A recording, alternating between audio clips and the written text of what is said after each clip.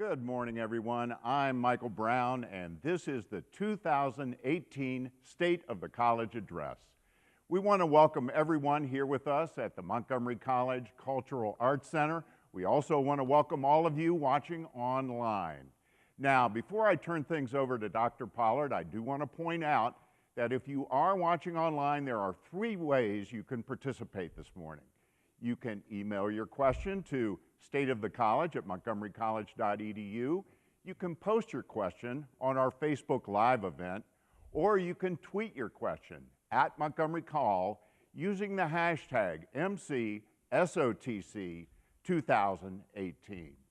And now it is my pleasure to introduce the president of Montgomery College, Dr. DeRionne Pollard. Oh, thank you.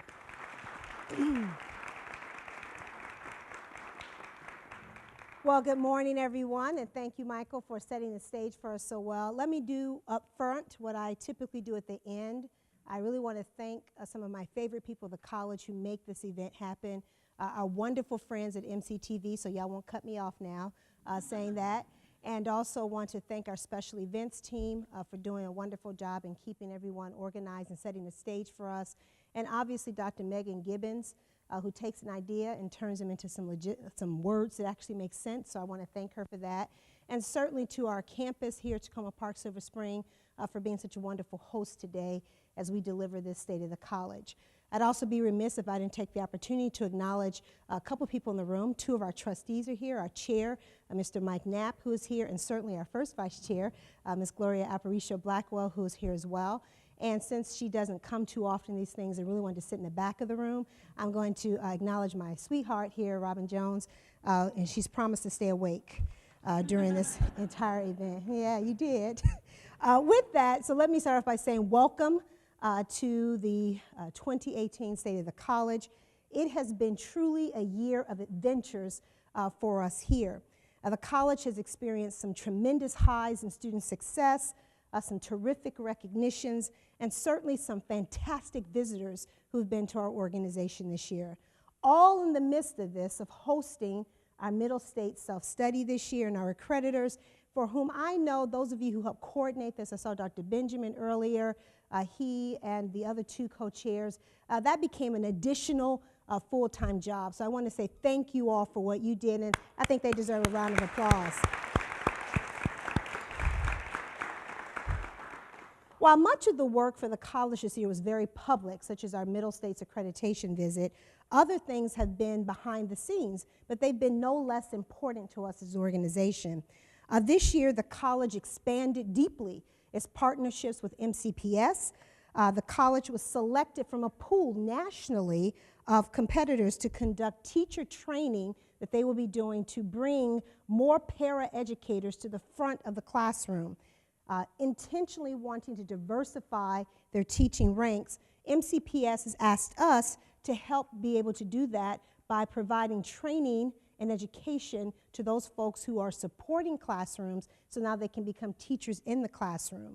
And I'm absolutely thrilled that the college is going to be a part of this and to assist in this transition so that these folks can step into leading their own classrooms and being more culturally competent in the delivery of K-12 education in Montgomery County. Now, certainly MCPS students themselves have had some new opportunities at the college as well.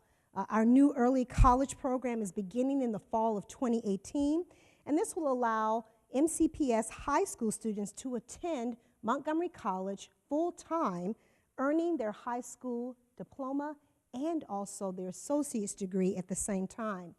These students will be taking classes at our Rockville campus, and they will get the opportunity of state-of-the-art teaching, but also phenomenal support services that we have on each of our campuses. But the idea that they will experience college as it really is, I think will be tremendously exciting. These high school students can also now enroll in our Certified Apartment Maintenance Technician certificate here in Montgomery College, thanks to a new statewide agreement. The college also hosted several events this year to draw in more high school visitors.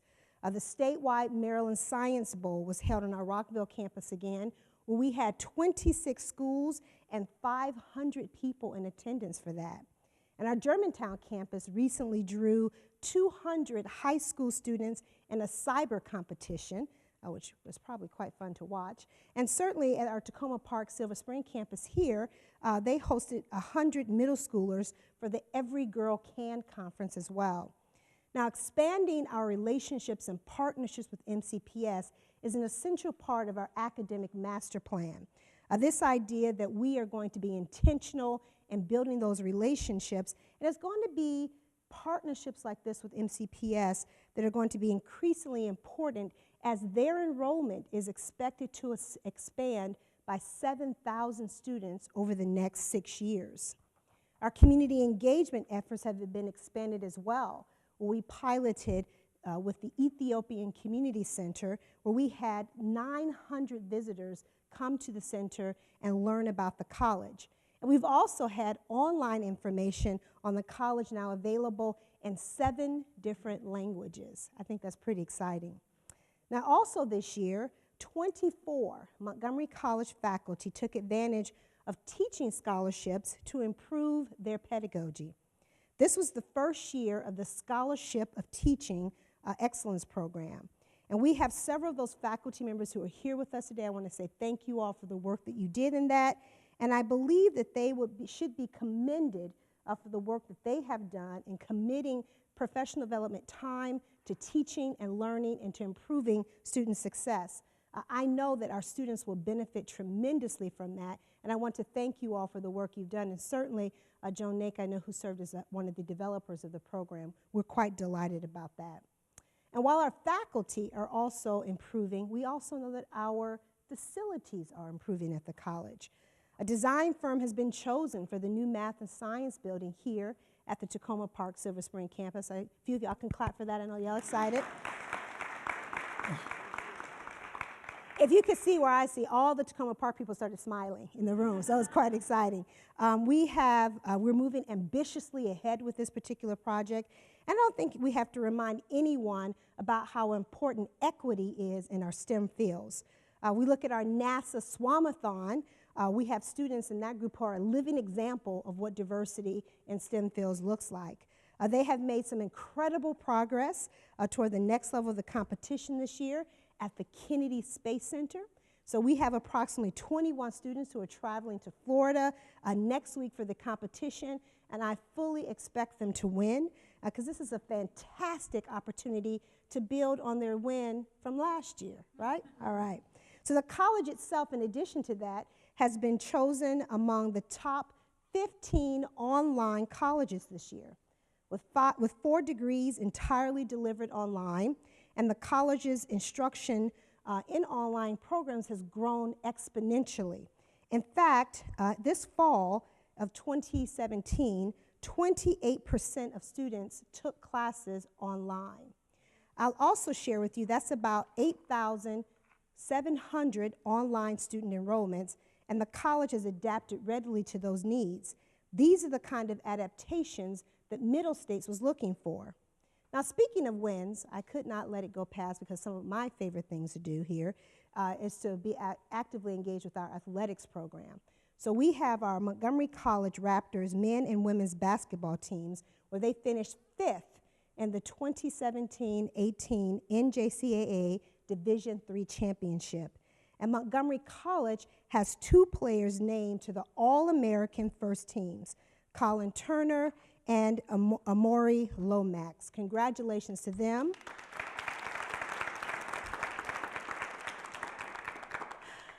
Our Middle States this year was incredibly important for us in terms of our accreditation and documenting our progress as an institution. But another thing that they focused on when they came here is they focused on our student needs. And I really want to call out our staff council for something that they did this year that they put in practice. The staff council started including a student impact statement in each of their resolutions that they advanced through the governance system. So they asked themselves, how does this recommendation serve our students? And I think it's a wonderful barometer for what we should be doing as an organization. So I want to offer kudos to the staff council for what they did in this space. And I will say that the college council recognizes a good idea because then they accepted it and they have been moving that through the other councils in our governance system. But I love the fact some of the greatest innovations we have in our governance systems come from our staff council. So thank you very much for the leadership there. These are the kind of innovations that may not get a lot of external recognition, but they increase the quality of work here at the college. We should give ourselves credit for being so thorough and meticulous in our preparation for our middle stakes process. This evaluation tested us as an organization, internally in particular, on a number of key areas. They asked about how rigorous are we being in the delivery of our academic programs. It asked us whether we were investing in the right resources here at the organization to drive student success, and more importantly, how are we measuring ourselves in that space? Do our goals reflect our mission and our values? Is our governance system transparent and representative? Are our support services and programs for students inclusive and supportive? These are just a few of the detailed questions that we spent the last 3 years responding to. And I'm very proud to say that the evaluations teams reflected the care and learning that we put forth in the process and how it was designed over their visit. As you know, the evaluation team left just 3 weeks ago. And in fact, I just got the report that they will be advancing to the commission. And in this, I was very humbled by some of the language that they used in the Middle State Self-Study. Dr. McMenamin, when she offered her oral report to the college, she said that our mission and goals permeate academic and non-academic areas. The themes of social justice and equal opportunity are pervasive. I don't know about you, I kind of gave me chills. Pervasive. The chair highlighted our strengths in student support services and mentioned our deep commitment to retention and completion. She called our student learning centers exemplary, and she praised the college's success at creating engaging relationships with our community and promoting policies that improve equity and inclusion. And while I was not surprised by this, because I know what we've been doing as an organization, and I get to see it and breathe it each and every day, it was heartwarming to hear it from someone else looking in at us as an organization.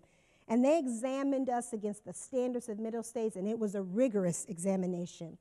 With 275 people meeting with the team and 140 people involved in planning for the visit, this was truly a one-college effort. Every division, every department, every campus, every workforce development site was involved in this process. And the college produced a very rigorous self-study. In fact, they thought we were a little hard on ourselves, harder on ourselves than they would have been. And they really were thoughtful. We were, I think, intentionally of the experience we also wanted the team to have when they visited Montgomery College. It was no small feat, and the college did it with aplomb. So thank you. And as you also know, we learned a lot about ourselves in this institution. We rediscovered our commitment to social justice and our framework for teaching and service that we don't often call out enough in how we speak publicly about the work of the institution. We learned that the institution and our innovation we bring to our classrooms and what we bring to our learning centers, we need to celebrate it and lift it up more as a college.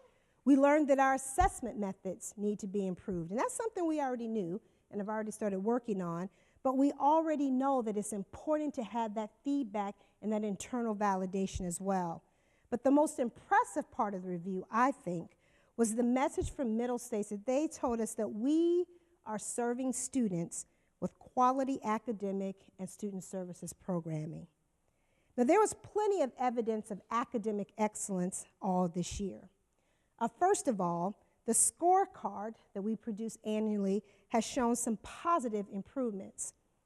Our fall-to-fall retention rate for new students has grown to 66%, which is the highest that we have had since we started talking about these measurements. That's up a full 6 percentage points So I say that retention across the institution is indeed making a difference. And I look forward to this trend continuing this fall, in the fall of 2018. The rate of return for new students starting one fall and coming back in the spring is even higher. That's at 80%. And finally, I want to point out a data point that is particularly exciting when we look at our completion rate. Now, I want to remind you before I say this is IPEDS data, so a few of you who don't know what that stands for, quote, Integrated Post-Secondary Education Data System. And this is how we are evaluated by the federal government. So IPEDS definitions are somewhat narrow, and a few of us will say antiquated, but they look at rates of graduation and transfer for only first-time, full-time degree-seeking students. So I see a few of y'all shaking your head. You know what the problem is with that, because that is not the majority of our students. However, that is how we're evaluated, and this is how we've chosen to define it on the scorecard. The college's rate of graduation or transfer has risen by 5 percentage points since last year. You can see that on the card by the IPEDS definition, and the measure ranks students 3 years after their first enrollment.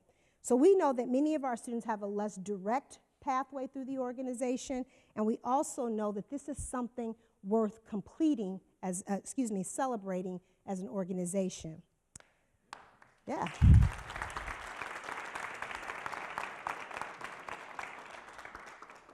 So, some more great news at the college. We had 8 Jack Kent Cook finalists this year at Montgomery College, and I'm told that all of these students were born outside of the United States. But I will also tell you that the number 8 semifinalists from a single college is the highest in the state of Maryland. This award is very prestigious. As you know, our own 2016 awardee, Luis Rosales, is now a student at Georgetown University. He continues to be in touch with the college. Here we are together actually at a DACA symposium this fall. And we just learned yesterday that Montgomery College, a Montgomery College student has won a 2018 Jack Kent Cook Scholarship. Caroline Azaze. Come on.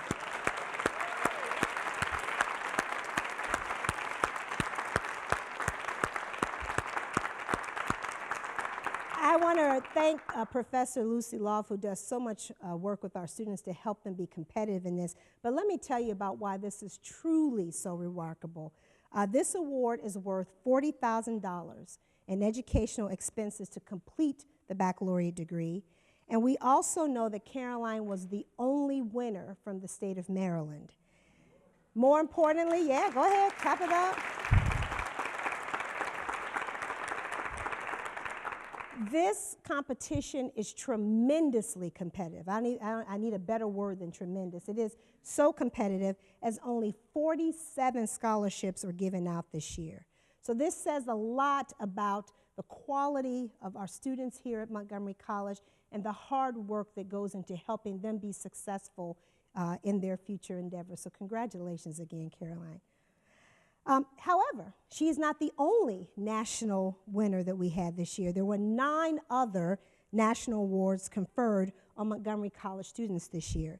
6 were Phi Theta Kappa awards, 2 were National Geography scholarships, and another was a critical language scholarship to study Korean.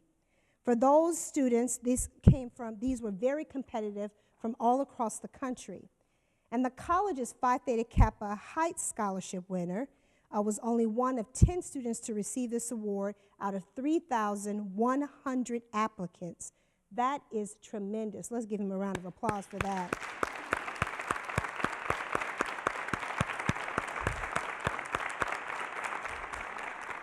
Just as important as these national awards are and what we're doing to help celebrate and lift up our students is the progress that the college is making in helping some of our most vulnerable students. Our ACES program continues to thrive with an 82% fall-to-fall retention rate.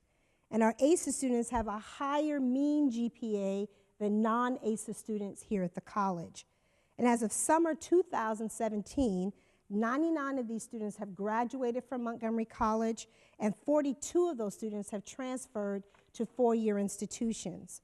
And there are 10 students who are graduating from the universities of Shady Grove just this spring. And next year, ACES is poised to open at its 14th school, Magruder High School, where we will add another 120 students in 11th and 12th grade into the program. The next step in the ACES planning process is to go deeper into the 9th and 10th grade, and we're working toward that goal right now. Now, one of the drivers of ACES' success has been its generous donors. And I'm very pleased to announce that the family of Debbie and Cliff White recently made a tremendously generous scholarship offering and gift to the college to help support 20 additional ACES students. The Whites are already supporting 20 ACES students, so this is an additional 20 that goes on top of that to support them in their pathway from Montgomery College to the universities of Shady Grove. Their ACES Pathway Scholarship is a matching gift challenge that has already inspired 6 other donors to step forward to support 20 more students. When combined with the $250,000 from the Carnegie Award that was given to the ACES program, the college is investing in some of its neediest and most promising students at Montgomery College. Now, on a related note, the Montgomery College Foundation recently surpassed the $20 million mark for its $30 million campaign to be raised by June of 2020. I am so proud of them. That is something to be excited about.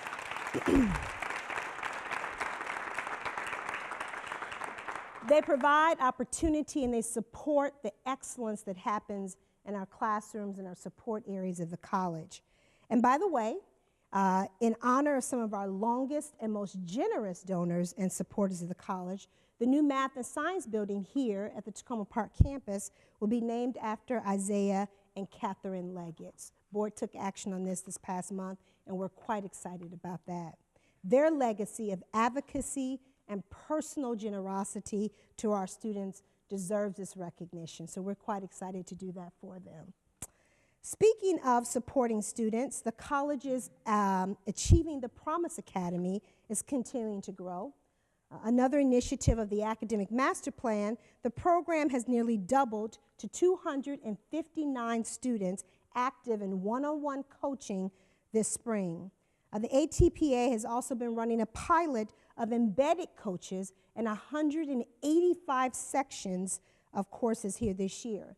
The coaches provide additional support, and they help keep the students on task and accountable for the efforts that they're doing in the classroom. The outcomes look tremendously promising. I'm so excited that the GPA of our ATPA students who enrolled for just one semester of one-to-one coaching rose by 28%. That's significant for our students. Another success this year was, I'm sure you have all heard about it, our open educational resources. OERs help keep more than 12,000 of our students enrolled and engaged this year without the cost of textbooks. Our OER team has even been helping other institutions develop their own OER programs. And another effort that is really helping Time to Degree has been our alternative placement program, which expanded to over 1,000 students this past spring. The college began offering some other cutting-edge programs this past year. We now have our Translational Life Sciences Technology degree, which was developed between Montgomery College and UMBC, and the first bioinformatics degree in the state of Maryland has been approved to be delivered by Montgomery College.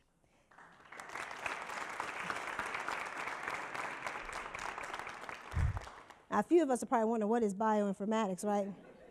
I know a few people who can explain it to you later. But we also this year brought certificates in data science and cloud computing. And these programs are just the two that show how the college is being responsive to the needs of our community, but also to the workforce of our county. Efforts like these are helping to prepare our community college students for jobs that exist now and help drive the economic development of our community. Now, there's a few people who didn't necessarily appreciate the value of community colleges this year. I had the opportunity to kind of push back against our president, who had some confusion about community colleges with an op-ed in the Baltimore Sun, which clarified the value of the impact that we have as a community college. With 12 million Americans enrolled in community colleges, I believe we deserve recognition for the work that we do. And if you don't know about us, you should probably get to know a little bit about us. I had the opportunity also to testify in front of the U.S. Senate Help Committee this year, and that's Health, Labor, and Pensions, on the reauthorization of the Higher Education Act. And I was really proud to be there to talk about what we do as a college community, and to really talk about the strategies we use to help students stay enrolled at Montgomery College. Did you know, I had to remind a few of them, that poverty continues to be the most significant barrier to college completion. At Montgomery College, more than 8,000 of our students rely on Pell Grants. So they're living pretty close to the poverty line. Half of them come from households where the average family income is under $25,000 a year. So I know folks like Ms. Taylor and others in financial aid already know this, but we have thousands of students who are living in poverty at Montgomery College. And the fact that they choose to enroll here with us, and the fact that we work with them so diligently, says that we are indeed an organization with a profound mission in our society right now. So those of you who are in financial aid and our counseling areas, I even know our fiscal area works a lot to help students make payment arrangements. To all of us who are in the classroom, you are making a difference in the lives of our students, and we should be proud and we should talk about what we do each and every day. Now, the fact that we were invited to testify before the United States Senate was, to me, a recognition and just how much community colleges have expanded in the landscape of higher education planning. Despite some of the negative commentary by public officials, those who really are on the ground in higher education circles and in our business communities, they understand that community colleges are pillars of progress to the communities that we serve. In fact, several of our presidential dialogue speakers this year talked about this in their comments. Seth Goldman, he was enthusiastic about the drive and creativity that community colleges bring to business ventures. Rob Green lauded the college's commitment and effort toward radical inclusion. Pat McGuire, her commitment to higher education opportunity is so deep that 100% of students at Trinity University, where she is president, receive financial aid, 100%. And Joshua Green, a national radio host, gave an exuberant, those of you saw it, exuberant presentation about how higher education shapes civic culture. Finally, in his very special visit to the college, retired General Colin Powell, former Secretary of State, lauded the grit and potential of community college students. In fact, he compared it to his own journey as an immigrant family in the Bronx and then on to the State Department. The U.S. Department of Labor's visit to the college in February also acknowledged the reality of community college work. A team of 8 labor officials came to see exactly what we were doing and how their investments in the college were made manifest with our students. The TAC grant, Tech Hire, and America Promises grants were all awards that continue to serve our students. They prepare them for work in the local economy, specifically transitioning them into middle skill and high skill work. The visitors from the DL, they raved. This was something they hadn't been able to see what this looked like. I really want to thank all the people that put that program together. We know that these things don't happen by accident, though. If you really think about this, the college applied for the TAC grant in 2014. ACES, started in 2012. Our ideas are planning for that. The planning for the Rockville Student Services Building, Kim, it started in 2002. And we still got a big hole going over there right now. But it's happening. So what we know is that planning takes time. It takes energy, and I think we've put a lot of that forward this past year. Several things have come to fruition as a result of that. The academic master plan completed its first full year of implementation. That's been exciting to watch. And our student affairs master plan was finalized this year and is beginning to be operationalized. And that, too, is so exciting to see these things come together. These two master plans were really foundational to the college's mission. What our students learn and how they learn it best are embodied in these plans. But there's a lot of additional planning going on to support those plans.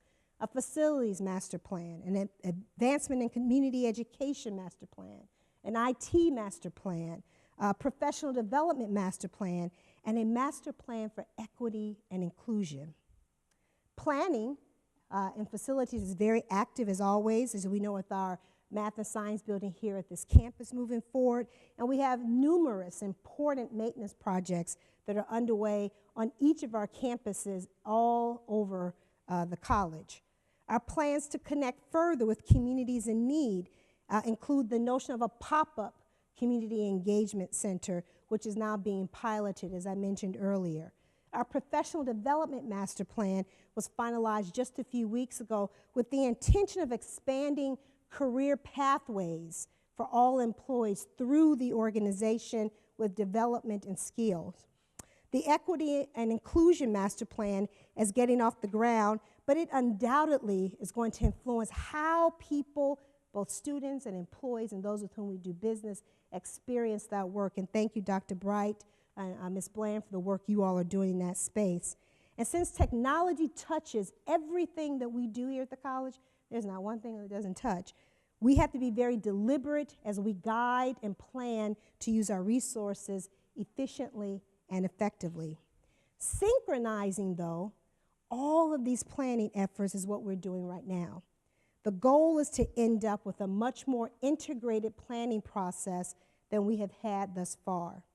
And over the last 6 months, I have asked an institutional integrated planning team in my office to meet and map out a calendar and be very thoughtful about the integrated processes that come when one plans for an organization of our size. And as we move beyond MC2020, we need to be having a roadmap of our existing processes. So what did they do first? They did an audit of all of our planning processes here at the college. It includes things like our budget cycle that Dr. Warmack's office manages, our data production cycle that Dr. Lynch's office manages, and all the assessment processes that we have, program review, learning outcome review, you name it, we are always assessing something, right? I know we do it all the time, but we're always assessing something. So I asked them to lay out an integrated calendar, month by month, that identifies points where shared information needs to come together, and more importantly, times when we can have greater alignment and coordination of those efforts. And there are several external deadlines that we simply can't change. We don't get to dictate to the county when and where we get to submit our budget. That's just simply a fact of life as an organization. But we can change how we choose to prepare for it and the discussions that we need to have as we begin to go through that process. So if a faculty member is looking to fund an initiative here at the organization, our integrated design should have very clearly identified on and off ramps in the process that we have as an organization. Now, this new conceptual planning model that Dr. Long has been leading really integrates systematically the multiple robust planning processes that the organization already has. I told Dr. Long, I said, you know, I was obsessed with encyclopedias when I was younger. I used to love them, and it was a very big deal when you got the almanac. Some of y'all know what encyclopedias are. I know y'all look at me like, what's she talking about? Google it, right? But I love the one on the human body. You know how you take the H encyclopedia out, you get to the human body, and they have these layered transparencies on top of each other. Some of y'all get me, right? And you could see the respiratory system, and then you could put it on top, the digestive system, then you could put and it would just build, and all of a sudden there was a whole body. But it had very distinctive systems that are there. So we need to, as an organization, think about how our model works together. So how does our academic affairs master plan and our student affairs master plan, how do we lift them up as the drivers, and all of these other plans support that work to accomplish the outcomes identified there? That is the model that we're moving toward. For example, we know that facilities are crucial. Our new math and science building, our new student services building, the Rockville campus are terrific examples of this. Information technology has its own master plan, which is also being revised. Advancement is a pillar for student success in terms of donor support, such as our ACES gift. Community engagement is also vital in helping us connect with communities that are emerging or that we have not done a good job at serving within the organization. And speaking of inclusion, our equity and inclusion master plan is going to enhance equity for our students, for our employees, for those who do business with the organization, and those who visit us. There are already 8 subcommittees in this group that are putting together significant outcomes and also offering recommendations about next steps. So another task I presented to this integrated planning group was to create a guide for integrated planning across the college. And putting together this guide, it needed to be something different. It can't just simply be a bunch of papers put together, but it has to help us look at the timing of our programmatic decisions. It has to help connect to our budget cycles. It has to help us think about data production, and most importantly, how do we assess what we said we were going to do that year? Creating this panorama is undoubtedly complex. I've watched every other day as Dr. Long runs in and say, how about this one? How about this one? The group said this. And it's been fun to see this genesis that's coming in this process. But we're going to rely heavily on this process as we develop our next strategic plan. Now, another strength that the Middle State study pointed out is just how our innovative energy here at the college and how much of it we have. Much of it, however, though, is still done in silos, right? And this isn't unusual for an organization of our size or complexity. We are indeed a small city in some areas. We've been working hard, I think, to reduce silos and to better integrate our work as a college. However, we have to take this a step further and plan together. We can't just simply say, here's my plan and here's your plan. We've got to figure out how to do that planning together to ensure that if we do this well, the college should become more transparent. It should become more efficient, and if we do it really well, we should align our priorities with our mission. Now, at the same time, while we've been planning very carefully, a few of you know that we've been assessing our institutional culture, right?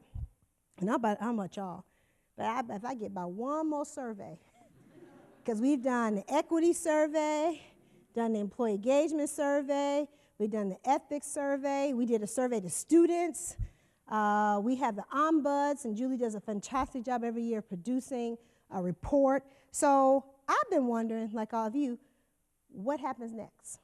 So we've collected all this data. So there's several things that are happening, because people always ask me, Dr. P, what's going to happen next? First of all, there are several advisory groups that are looking at this and are going to bring some recommendations. Some of them already have, in fact. I've also asked several offices to look and work together to analyze the survey results and to create a crosswalk. Because I don't think each of these surveys exist in a silo, right? They all work together, and they magnify certain ideas, and the others also bring up others that another one may not have mentioned. So I've asked also my senior leadership team to take some significant responsibility for processing these things within their divisions and areas. We've also brought in some external consultants to help us interpret and understand and to offer recommendations about what these results say. And I'm also, as I said, receiving recommendations from several groups, the Employee Engagement Advisory Group, Dr. Fector led those, and they've already offered recommendations to me about the survey. So later this month, I'm going to send out what Dr. Cannon often called a milestone memo. I'm going to try and put together what I've learned from all of these surveys and make a clear recommendation about steps forward about our culture and about the way we experience the organization. I want to share something with you, though, about why I am making this such a high priority. And I think this is significant for a lot of people who want to know why we were doing this. The people of our organization are indeed the forces that drive it. We don't make widgets. We don't produce boxes. We don't make iPhones. What we do here is invest in people who can invest in more people and to create learning. At the college, it's in our classrooms, it's in our learning centers, it's in our counseling centers. It's the people who work in safety and security, those who work in maintenance, our TV, our special events, our human resources area, our IT area. Each and every one of us plays a critical role in student success. And if you don't know that, I need you to know that. We all play different roles here. We have different sets of responsibilities, but we're all uniquely contributing to the experiences of students. So ensuring that all people within the college are respected, are encouraged, and are supported are a vital part of what we should be doing as a college. It's our mission. That's who we are. So therefore, the college must invest in skills and the talents and the progress of the people that work here. And I can guarantee you that this is going to be an essential part of beyond MC2020, which I'll get to in just a moment. In the meantime, I want to suggest to you a few things. And I've been taking in all these surveys, and I've been listening and talking to people. People catch me in the elevator. They catch me at the Cracker Barrel. I want to tell you other places they try and catch me at. But the issues that are identified in these surveys go beyond administrative leadership. I think that is an easy cop-out if we say it's just about a few people who need to do some things differently. Where culture is an issue, where there's a culture of inequity that is allowed to flourish, or if there's widespread incivility in pockets of the organization, this can profoundly distract us from our mission. Student success is not served by these patterns. In fact, each and every one of us, though, has to take responsibility for that. We coexist in an ecosystem that demands an amount of mutuality to how we choose to live here.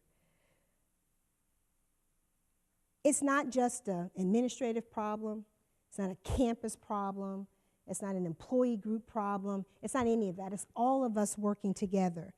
I believe that we're all responsible for crafting a culture of civility and making sure that we're productive in how we do our work. I'm willing to own that there are some folks who need some retraining, some people who need some education. There's also a need for some greater standards around civility, which we're going to be doing within the organization. We have a group already working on some basic customer service types of ideas. But if people here, and if we have some in the organization, that are unwilling or unable to embrace practices and values that nourish innovation, that advance student success, and that feed our mission as an organization, we might have to help them think differently about their relationship with the college. Because all of us are a part of that. And if we aren't going to take responsibility for that, if we're not going to do the hard work of figuring out what that looks like for us as an organization, then we might have to revisit that, because we have to be the change that we want to see. Can't be dependent on somebody else. We have to be the change that we want to see. So let's take responsibility for the culture that we want to have at Montgomery College. Let's base it on fairness. Let's encourage values that promote and respect people. Let us be vulnerable in that and courageous. but also let us be joyful. Because we do great work, right? You know, but we're not operating on babies' brains every moment. I say so therefore, that intensity that we have in the work, take pride in what we do, but also have joy in how we choose to do this work. In fact, I think that's just the manifestation of our values. And that's something that our Middle States team called out. They said that Montgomery College, and they praised us for being a values-driven organization.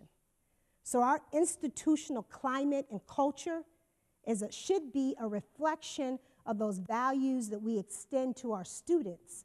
We have to extend those same values to our colleagues who are in the office next door, in the cubicle next to you, in the bathroom stall next to you. All of that is a part of how we should be doing this work.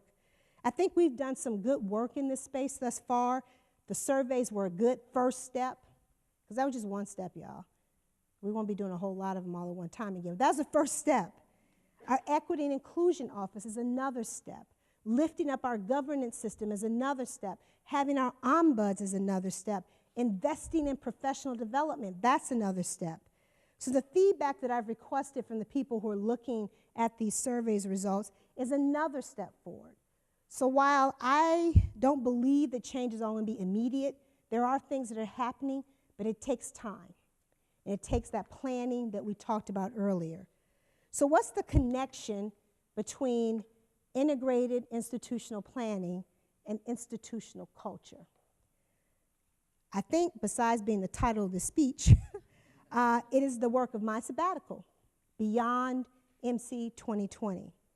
And as you know, we're coming to the end of our current strategic plan, and we're going to be planning for the next one.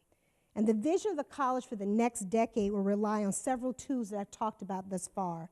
The creation of a college-wide planning calendar, the guide to integrated planning, the implementation and manifestation of our core values that would drive a productive and civil organization.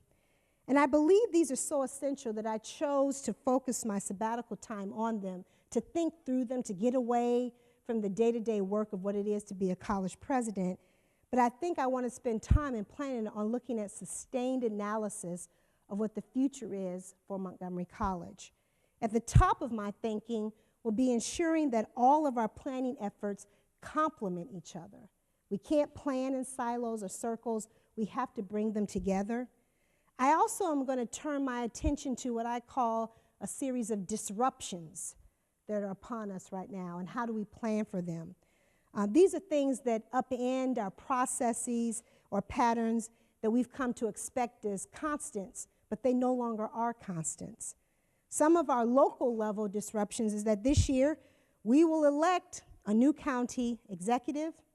We will have at least 4 new council members. Now, we as a college get 54% of our funding from our county.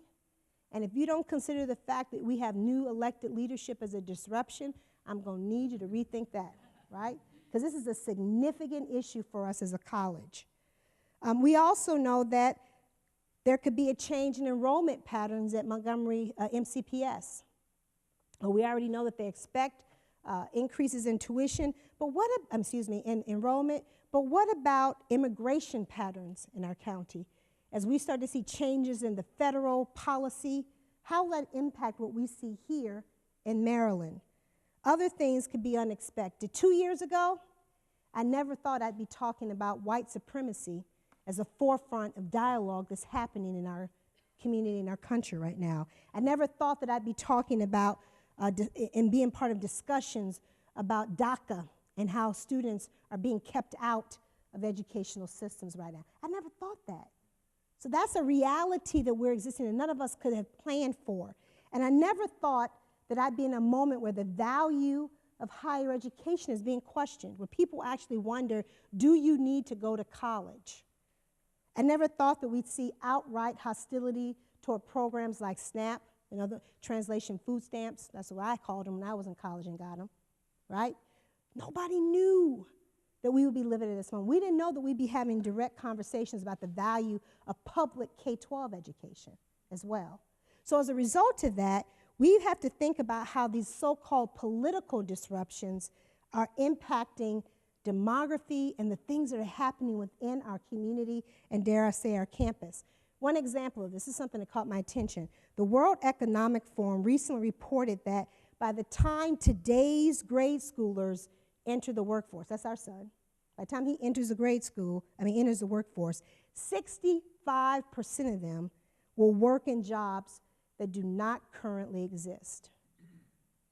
Y'all remember that bioinformatics? Jobs that don't exist. So part of this means that we have to prepare students not for one job and not for the job that they think they're going to have, but the jobs that they don't know they're going to have, and the jobs don't even exist, right? And dare I say, what does that look like for us about our own jobs within a college? I'll let y'all ponder that one, because that's significant. Another study showed that millennials change jobs at an average of 4 times in their first decade of work. 4 times, that's on average. So that's a dynamic that we didn't see before 20 years ago. So how do we prepare for these disruptions if we can't predict them? There's 3 strategies I use to try and do that. First, I try to stay attuned to likely disruptions, whether those be elections, enrollment, fiscal constraints that we're seeing all around us. These are factors that potentially impact the college, so we have to stay attentive to them and nimble. Secondly, this relates to our strategic planning process. We have to have our own plan. We can't be waited to be acted upon. We have to do some of our acting ourselves. All my English teachers recognize that as passive voice, right? We want to get out of the passive voice and be in the active voice. Part of strategic planning is carving out our priorities so that we can adapt to them as we see the need to do so. Now, I'll give you an example of that. The college invested in Workday. This was, I believe, the best enterprise system for IT that we should be investing in. We spent a great deal of energy as an organization, time investing in that. But as many of you know, the implementation has run into some significant hurdles. But here's the part that I think is particularly revealing about us as a college. When we saw that happening, we had to revisit our implementation plan.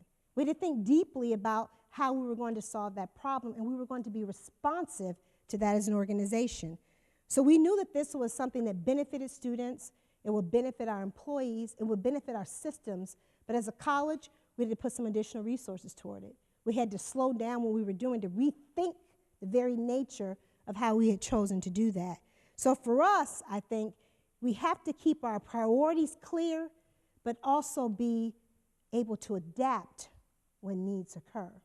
Third strategy that I try to use in this is that I try to use disruptive innovations of our own. So you think about our OER work, our credit for prior learning, our Raptor Rising, our partnerships with industry, online learning, realigning and redesigning our compensation. That is all us taking and owning our own future rather than waiting for something to happen to us. And all of these steps have been in response to disruptions that are happening within higher education, our conversations about our bookstores. Very difficult conversations, but ones we had to have as a college to best position ourselves for the future. So making sure that the whole college is pulling in the same direction will be even more critical as we move beyond MC 2020. This is what integrated planning is all about, tracking our progress, looking at our own vulnerabilities so that we can shore them up. That's going to be essential for us. In that vein, I also want to mention 2 elements that have recently come together for me, and I hope for some of you as well. I was really struck in our Middle States assessment this year of the team's high praise for us as an organization, for our social justice activities, and the culture that they saw. That was very meaningful to me. I thought that they actually, as I said earlier, they got us as a college, and it was pervasive in what we did. In a national context, and what really struck me right now, is that our students are living in moments that we haven't seen as a country in quite some time. So what do they bring to the classroom? What do they bring to the campus? And I really am aware of their heightened vulnerability as students. Anytime we have students that need mobile food markets, clothing libraries, and OERs just to get by, just to choose to enroll, it means that our mission as a college is more needed, more profound than ever. And we have to rise up to meet them constantly and adapt ourselves so that we can continue to exist for the purposes of what our students need us to. When I think about having to have conversations on Capitol Hill, Annapolis, the county council, and into the highways and byways of Montgomery County, the message that I talk a lot about is how do we as a college prepare and respond, and not do it with fear, not do it with, oh boy, henny penny, the sky's falling down, but do it with intelligence and compassion and values that mark who we are as a college. So after commencement, many of you know that I will be turning the reins over to Dr. Kane, who's going to serve as the acting president for about 6 months, starting in June. I know Steve to be a principled man, to be very experienced and thoughtful, and to be ethical. And I know that his work ethic is unparalleled. He runs circles around most of us on a good day, and we know that. I feel proud and grateful to turn over the reins and ask him to do the work here. And I want to leave you with a thought, because it's been asked, yes, I will be back. I will be back. I will be back in January. I hope to come back more refreshed, more focused, more healthy, more intentional about how we do this work. And also, I hope that I have more tools to think about how we choose to do this work. So I'm going to conclude on this point, because you all have been a fantastic audience in front of me and online. And I see I got my roundup here telling me it's time to stop. Let me offer this. Much of my focus while I'm away would be working on the next strategic plan, thinking about the future of the college, doing some writing and all of that. This plan, though, is going to have to do more than just serve our students. And we know that's critical. But this plan is also going to be about lifting up and fortifying our internal culture in such a way that we lift up fairness and equity and justice for our students, but also for our employees. I'd say that my first 7 years here at the college has really been a lot about structure, it's been about function, and I think the next chapter that I see for the college in my role is going to be about culture. How do we as an organization align what we say we believe in and how we use that to treat everybody at the college? As an organization, we are ready to live our ideal values more fully. Incivility and fear have no place in an innovative, brilliant organization such as Montgomery College. We are forward-looking. We are doing phenomenal work on behalf of our students. We are a national model about how one goes about living this mission that we have as a community college. We ought to build an infrastructure that invests in ourselves and our colleagues with the same care and justice that we bring to the work that we do with our students. And through my lens, this can be a transformative moment for us as a college as we think about our future. And I know that we have thoughtful people here at the college.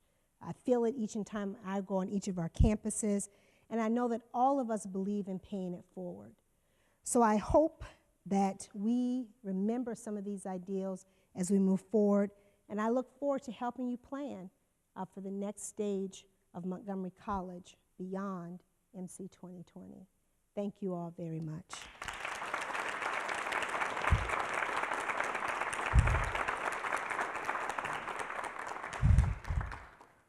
Well, thank you, Dr. Pollard, and as promised, we have set aside time for your questions today. Again, if you're watching online, there are 3 ways to participate. You can email your question to stateofthecollege@montgomerycollege.edu. You can post your question on our Facebook Live event, or you can tweet your question at Montgomery Call using the hashtag MCSOTC2018. And obviously, for those of you here in the room, I have a microphone I'll bring around, so wait till I get to you so that everybody can hear. And I'm looking for our first question. Right here.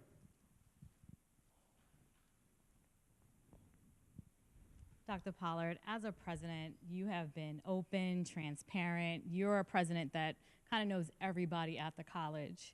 As you prepare for your sabbatical, what can we expect from Dr. Kane as he leads us during that 6-month period?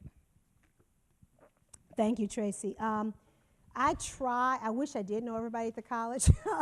It would make my life a lot easier. I never forget a face, but I struggle as I reach a different birth date with names. But I never forget a face. I know a face.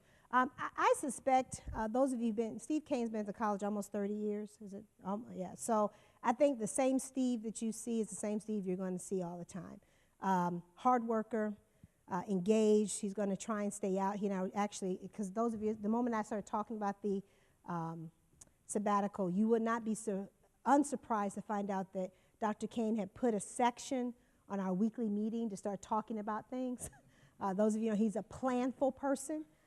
So we already started that process of talking about that. He has some intentional strategies that he's already talked about in terms of staying connected. But the other thing that he said to me, which I really appreciated, is, DeRionne, I want to try and continue what we're doing, to be a caretaker of this moment. You're gone for 6 months, well-deserved, but you're coming back, and my job isn't to try and create nothing new. It's to simply make sure the organization keeps that thrust forward. He'll continue working directly with the board on the issues that they see are important. They have a deep and abiding relationship. He's been my chief of staff 7 years, and I would tell you the beautiful part about our relationship is that it has evolved and grown as we have evolved and grown. And there's a trust that's there. There's an honesty. We both are very honest with each other about things that rise up. And I know that he's going to continue to do the work of the college in very thoughtful ways, but he also brings a wonderful skill set and a background that I don't have, having been at the college, worked on all 3 campuses, have served in almost every employee group at the organization, give or take. He's been led many initiatives from the front and many more from the back. So I think it's going to be hopefully a moment that the organization, as he said, they won't even notice you're gone, but they also will be happy when you come back. So I hope that's what it is. Thank you. Yes. Have another question right here. Stand up, please. Hi, thank you. First, let me thank you for the nice words you said about the staff council. I really appreciate it. I just wanted to ask, we've heard a lot this year about the new ethics hotline, where you can report to a third party anonymously, and then that's passed along to the Office of Ethics and Compliance. And there's a team that then investigates the concern. I just wanted to ask, one thing that I've heard some people be unclear on is, to what degree have they been empowered to investigate these concerns? Since it's an office within the college, not an independent agency of any kind, is it, are they able to have the authority to push through if they were to come into a roadblock, things like this? What kind of authority do they have? Certainly. Thank you for the question, and thank you for the acknowledgement. I'm really grateful for the work that you have done and leadership of the staff council and the staff council itself, so thank you for that. The ethics office, ethics, compliance, and risk, I always get them mixed up, reports directly to the president, so they carry the weight and authority of the president in doing that work. What's very important about this is that, as you point out, is a third party. It's a highly technical system. Those of you who've ever used it, you call into the line. There's a third party that then assigns your name and number, ID, and then it goes through and it comes to Vicki and her team, and then they go through a process of investigating that. If it is something that is a violation of the law or has the potential to be, and we've done this already in certain cases, we brought in external law enforcement to help guide that process. Then we also have the ability for them to bring in consultants when necessary, and they let me know that. I meet with Vicki once a month. If there's a pressing issue, she sees me ahead of time in that manner. And I don't know who calls in. She doesn't know unless they choose to identify that. But then we go through a process of designing what is the investigative process with that. Sometimes it's collecting a piece of information, it's reviewing a file. Other times it requires multiple conversations and a summative report. But her area carries that weight, and that was intentional about having them report directly to the president. But the thing about it that I love, and probably most people who report to me would know, I don't want you to have to walk around to get something done to say the president asked you to do it. But if you are a chief ethics, risk, and compliance officer at the college, the expectation is that if you have any problems, then you come to me. Otherwise, you should be able to get the work done. And they do that very well. Thank you for the question. Another question right here. Yeah. Dr. Pollard, can you address faculty compensation issues, please? Yeah. Let's talk about the elephant in the room, right? Thank you, Denise, for asking that question. So here's the interesting part about this, and I'm sure I don't see any of our HR people in the room, so they will probably kick me. So somebody wave your hand, Dr. Wormack, others, if I get too far along in this conversation that I shouldn't be. But I want to thank you for the question. And we've tried to put information out so that people are aware of this and are very deliberate in the conversation. The college negotiated a contract with our full-time faculty, as we would do with our other two collective bargaining units. And in that negotiation, we had a number that was set in terms of compensation increases. Unfortunately, we did not receive enough money from the county to fulfill that particular agreement.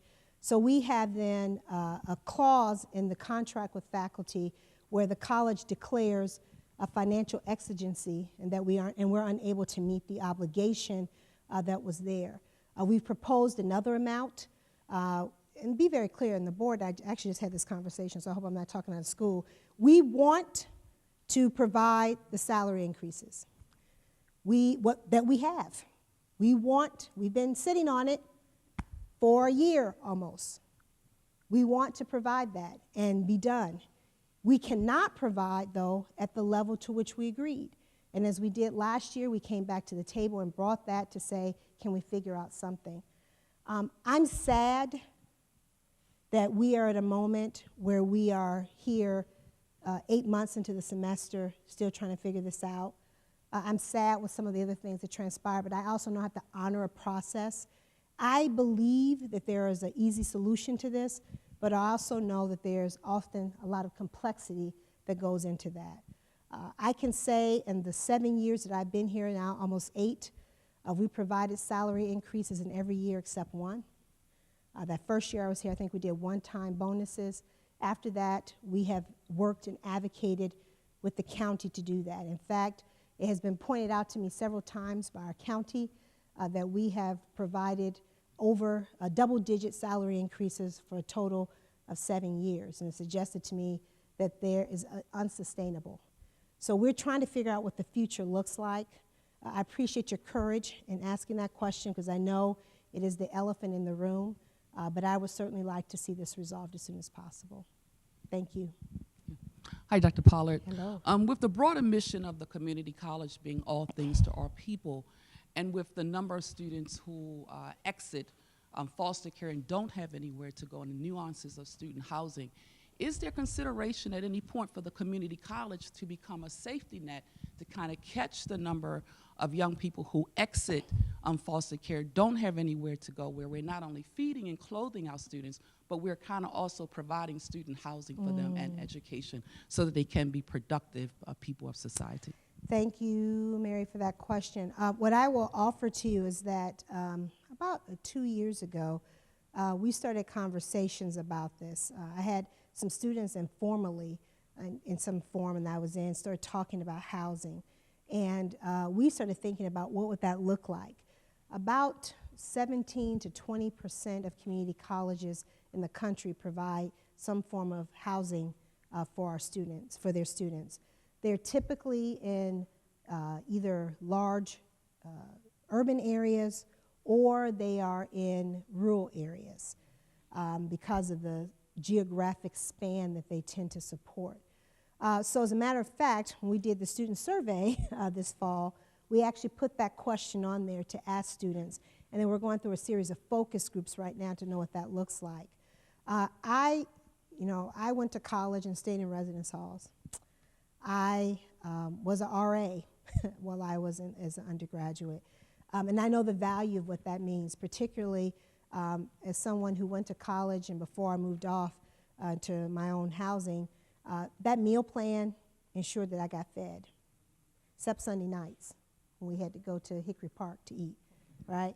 But we knew I knew I had a meal for at least 20 meals that week. So I think that's important. I knew there was a shelter over my head to be able to go to school. So I think it is a need. There was a profound observation in that. Several students have asked that. In particular, certain populations of students, it would be very beneficial for, as you described, students who are exiting the foster care system and a number of others. So we're looking at that right now. It is a financial proposition. How do we do it in a way that has cost recovery while at the same time hopefully generating resources so it's sustainable as an organization? So we're looking at some models and trying to figure out what that might look like. But I believe, like you do, you know, I talked about that. Students who we're trying to feed, we're trying to help them not to pay for textbooks. We're giving them clothes. You know, Kim here at this campus does a phenomenal job with the clothes. Where's Kim? Is she in here? I know I saw her somewhere. A clothing closet. So the idea that we're housing, certainly, but it also strikes this idea of mission creep, right? Some people ask, are we moving into a social service place? I might offer, we're already there. So how do we do the things that we can do well at a way in which is sustainable for the organization, and at the same time meet student needs in an appropriate manner, not disrupt the local economy as well, because you've got local politics to think about as that. So I think it's a need. I'm hopeful that we'll have more data soon to start making some decisions in that space. Thank you. We have a question over here. Dr. Pollard, Yes.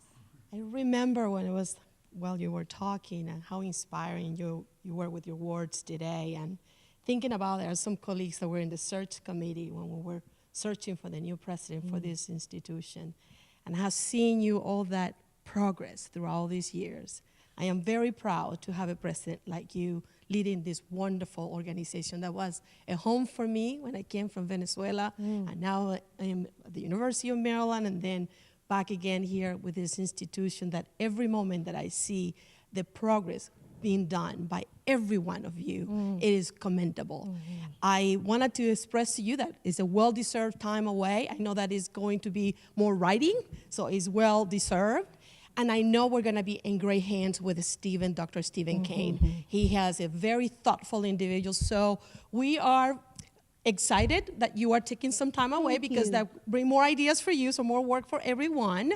And it's going to keep us on our toes as well, too. So I want to just to thank you for all you do, for taking the good, the bad, and the ugly, and being frank with everyone. That's important, and that's what the kind of leaders that we need for institutions that are serving the social justice, what it needs. Thank you.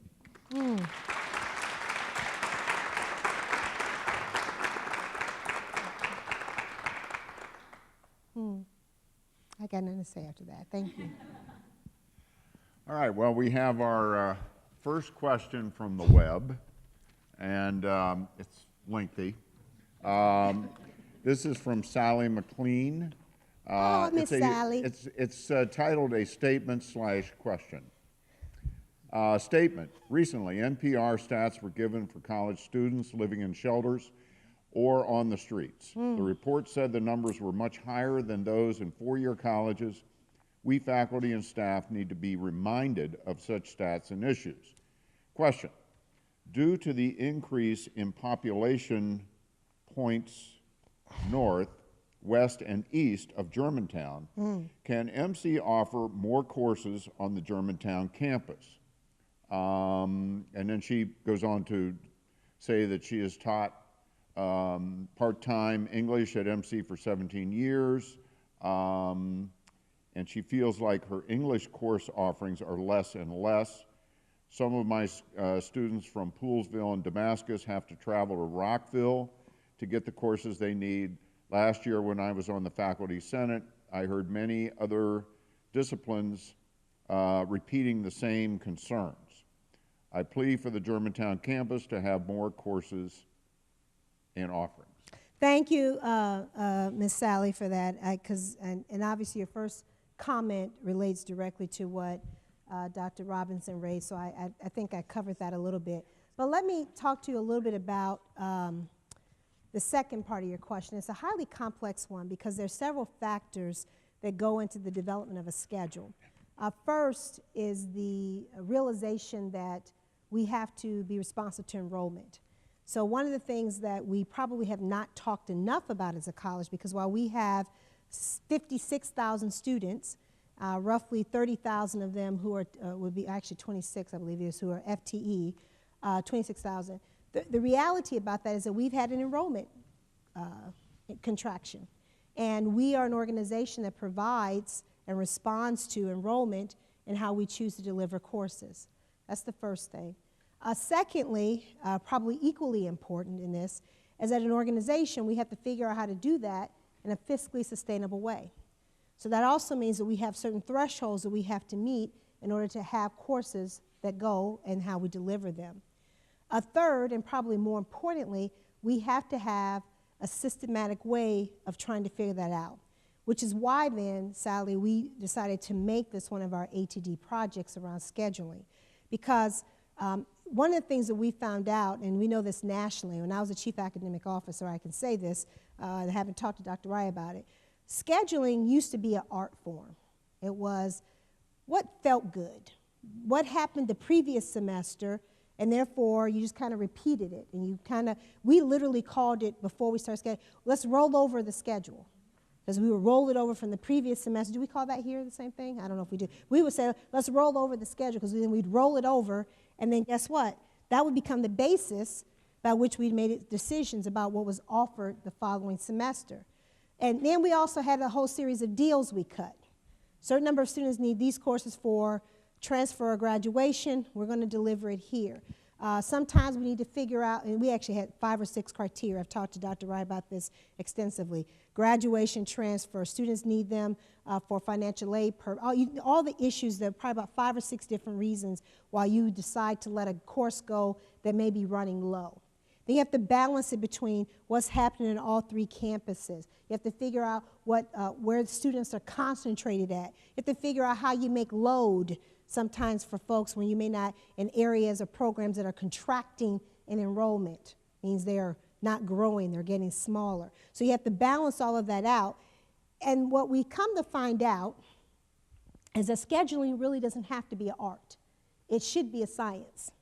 And that requires us to have some deliberateness, and maybe it should be a little bit of both, but there's more science that can go into crafting a schedule. And there's technologies that can help us do that. And there's a systematic review that we should be going through. So Dr. Trent and Provost Latimer, if I'm correct, are leading a team, and our scheduling, around scheduling is one of our ATD projects, Sally, to answer those questions and help us figure out how we can deliver the courses that the students need, and how to predict them, what they're going to need, based on a series of analytical models that we should be able to do. So I'm hopeful, Sally, that we're going to get better at that. I'm hopeful that we're going to be able to use more science to complement the art of schedule, but also help us figure out how to be more adaptive to what our students are needing in that space. Did I say anything different that I need to look at that? I haven't lost it yet. All right, we have a question here in the front row from a student. Yay. Dr. Pollard, I just want to thank you so much for your activism in our math and science building on this campus. Yeah, you all did it too.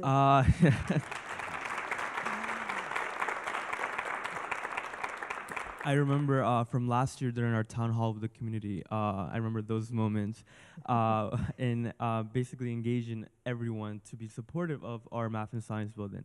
Now, as the future of the math and science building is underway, what is there to say about Falcon Hall and the destruction of that building? Mm-hmm. Thank you for that. Let me say, you thank me, but I really want to thank all of you, in particular our students. I will tell you there are probably 5 or 6 different things in my career that you think of as being particularly challenging. I'm not sure that this gets into that, but it's pretty darn close because the math and science building, that represented a moment for not only the college internally, but our external community. And it became a touch point for a lot of different things. And I would tell you that I could stand there and do the talking I needed to do. Dr. Rye could do that. Marvin Mills could do that. Susan Madden, Carla Silvestri, all of them could sit down and figure out how to talk and make sure that as a college we were putting primacy on both our students' needs and also the needs of the community we serve. And I would tell you that the most poignant and most relevant in my mind moments happened when students talked. Folks got sick of hearing me, and quite frankly, it was actually sometimes not even good to have me speak because they know that I was going to say. But and I remember this moment as clear as day at one of the community conversations we had this past summer. A student stood up, and I think she's graduating this semester from the college. I don't remember her name, but you'll probably know after I say this. And she stood up and she talked about why science was so important. She talked about her needs and interests and what she was going to do. But she said, and she knows that she won't be able to work in this building. But she was so excited because she's a 10-year-old brother at home who wants to be a scientist, who wants to do powerful things in our community, and that he was going to be able to come to a new math and science building that would rise up to meet him where he was at. And I just sat down after that because I thought I don't need to say nothing else. Just so the students' voices are so powerful in that. What we're doing right now, and I think a very important part of this process, the college will be engaging in what we call a charrette process. Over 2 or 3 meetings, we're going to be working with internal and external community members to figure out what this building looks like, and then be able to figure out things as complex as height and scale to things less complex but as equally important as berming and how close it is to a sidewalk and how close it isn't, and all the kinds of things that are really, really important. And then mind you, the reason we're just not getting this is we just literally got the contract for our architecture team. And then they're going to sit down and figure out, okay, how do we begin to plan the excavation of a campus, of the Falcon Hall? How do we start building? How do we plan it out? So I don't have a direct answer for that yet because it's an iterative process as we begin to get the design people on board. We're aware, too, also that the county is building a new aquatic and rec center less than 2 miles away from the campus, I think 1.5 miles. So how can we build partnerships with the county that could benefit the residents of our community and our students be able to utilize that space? So that's the plan. And then, of course, in our long-term plan, we do have a new health building and physical fitness building planned for that campus. It's just a matter of time before we can get funding for it. Thank you for the question, and thank you for being here today. All right, we have another student question. Sure. Hello, Dr. Pollard. Hello. Thank you for being here and inviting us, the student leaders. I would like to ask you, what advice would you give the student leaders for encouraging our professors to get involved in our social justice projects?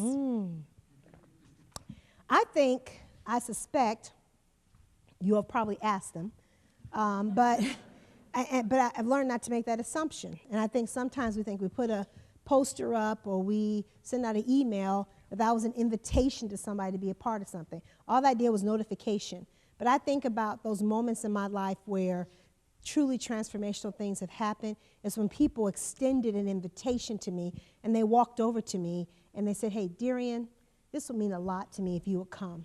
DeRionne, here's why this is important to me. So I think sometimes we need to tell our stories more and magnify them to invite our faculty and those people that we care about to be a part of our work.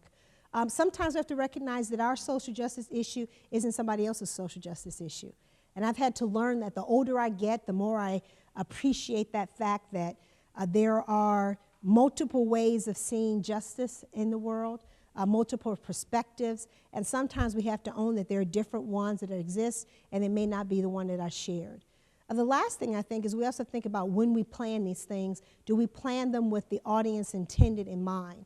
Often, the state of the college is a prime example of this.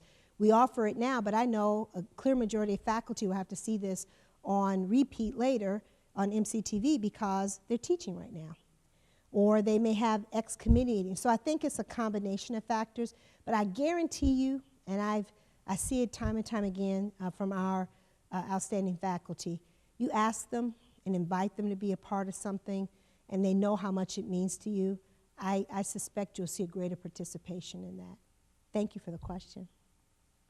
We have another student question. All right. Dr. Pollard, thank you so much for addressing us. The moment that we are facing as a nation, critical thinking has become absolutely important for all of us. And with the proliferation of fake news and things like that, we need to know who we are as a people. We need to study literature, history, philosophy, anthropology, politics. What is your vision for humanities, the role of humanities education? And as somebody who wants to work in the humanities, what would be your advice? Because you don't always hear encouraging news. Trying to plot your path. So I would tell you, as a humanities major myself, there is a profound need for that thinking and skill set. I agree with you that oftentimes you don't hear it lifted up as much. We hear a lot about STEM right now, technology, because I think that is indeed another part. You also hear the integration now of STEAM instead of STEM, where you're putting the arts as a part of that. I have a couple of degrees in English literature, as I know you're planning to study. And what was it, I would offer to you, for me, why it's so important, is it has taught me how to understand and interpret the world. The arts and the humanities, one, remind us that we're not alone, that there is an intrinsic mutuality to our work. And if I understand your humanity, it helps me understand my humanity more.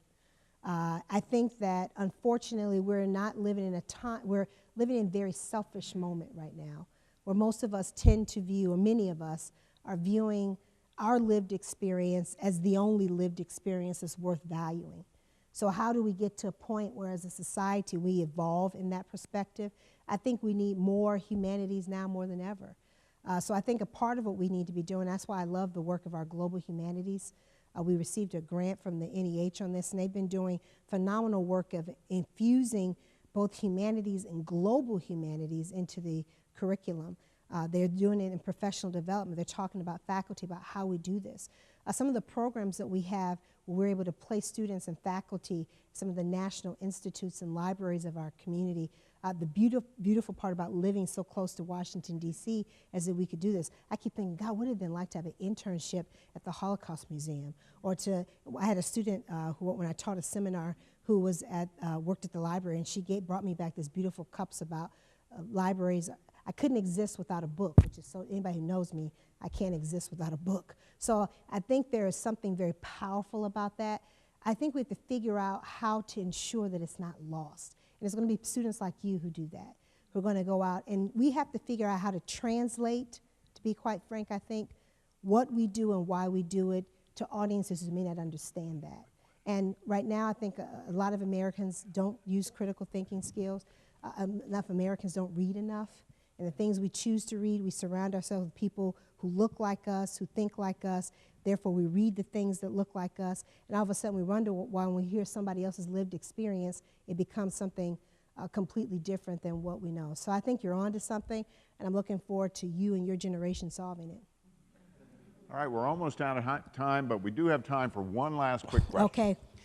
Hi, I'll make it quick. All right. We have an important college event for compliance coming up on May 3rd. A mass casualty exercise and lockdown drill. I thought maybe you could say a little bit about its importance, why we're doing it, and what we hope to learn as a college. Thank you, Dr. Kelly. So let me just say real briefly, one of the things that's really important to us, and I use this phrase a lot, and unfortunately, I hope it doesn't scare people, but it should make you aware. It's not a question of if, it's a matter of when. And as an organization, as a president, I have a responsibility to ensure that we're prepared for when an event occurs. None of us, I think, lived in a moment where we expected half of the violence that we've seen that take place in K-12 and colleges take place. So this event is a broad-based participation that the colleges have with 3 other community colleges, the county, and other parts of the state, because it's an event taking place on our campus that's going to be translated into the hospitals and other places. It is not the ideal time. We know that. But what's really important about this is that there is no ideal time when these things could happen. So our job is to be prepared and be ready. We're doing some things to help you be aware of it, to forecast it. Please be a part of those scenarios. And thank you, Dr. Kelly, for asking the question. Whew. You made it. I saw you doing that. I was like, oh, let me stop, because I had a whole other paragraph on that, but go ahead. Thank you, Dr. Pollard, and thanks to all of you for participating in the 2018 State of the College Address. The address will be put on the college website for later viewing, montgomerycollege.edu/state of the college. Thank you so much for watching. Thank you all.